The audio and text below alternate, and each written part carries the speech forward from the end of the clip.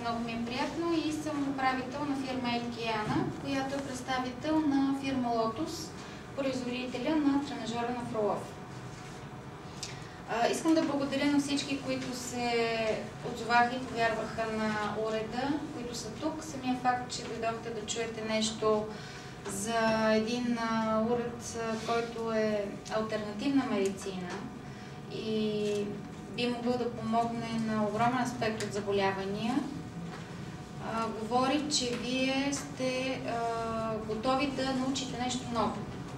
Убедена съм, че всеки от вас е изчел огромно количество информация, дори някои са станали специалисти за конкретното заболяване, което ги притеснява. Бих искала да започна с една история, като вид се звучи, в английския от оригинал, така че има някои думи на английски. Класическо семейство, мъж и жена с дете около 10-12 години. Бащата отива да се почерпи с приятели, 1, 2, 3, няколко питиета, напива се сериозно и в следващия момент се събужда на другата сутрин, без да има никакъв спомен какво се е случило. Става и поглежда на шкафчето до леглото си, една роза във ваза, една таблетка аспирин и се е притеснил. След това поглежда стола, панталон му бил изгладен с перфектен ръб и вече става, пристъпвайки лекичко, да разбере какво се е случило. Отива в банята, на огледалото, с червило нарисувана едно сърце и пише "Скъпи, обичам те". И той много силно се притеснил. Дошъл сина ми и казал: "Сине, какво е станало вчера?" Еми как, не помниш ли? Не помня. Ами дойде си пиян като мотика и падна пред вратата. С мама започнахме да те влачим към спалнята, събухме ти обувките, свалихме ти сакото и в момента, в който тръгнахме да ти сваляме панталоните, ти се извика: "Оставете ме! Аз съм женен мъж!" И сега идва рекапитулацията. Колко струва една роза? $2. Извинете, забравих най-важното. Преди да извика сина си, отишъл в кухнята и видял на масата бележка: "Скъпи, вестникът те чака на масата, купил съм ти сутрешния вестник, желая ти чудесен ден." Нали, това беше част от процедурата. И правим рекапитулация. Колко струва една роза? $2. Таблетка аспирин, 20 цента. Кифлички, $1.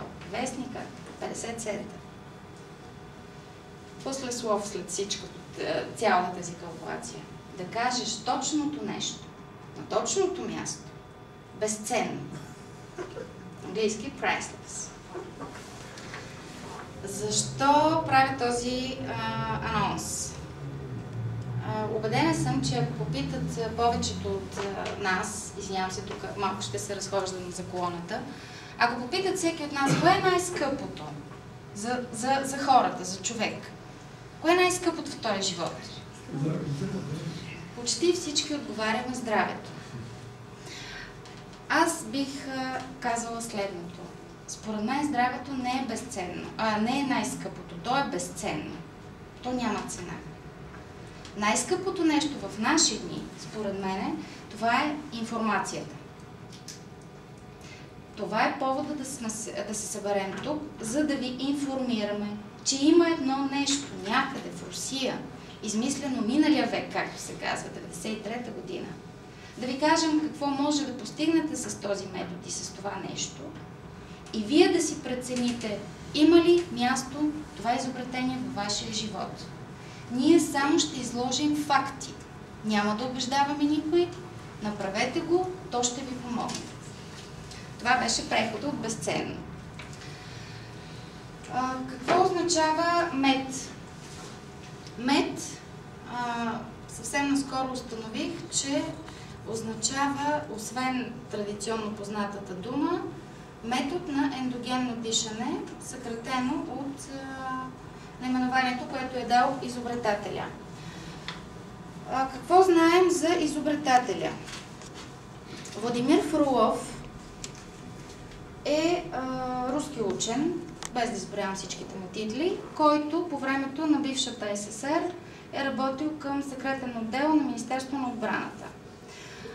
С годините е получил много заболявания. Между другото, има ли някой, който не знае историята, защото съм я разказвала много пъти? Не я знаем. Има, добре.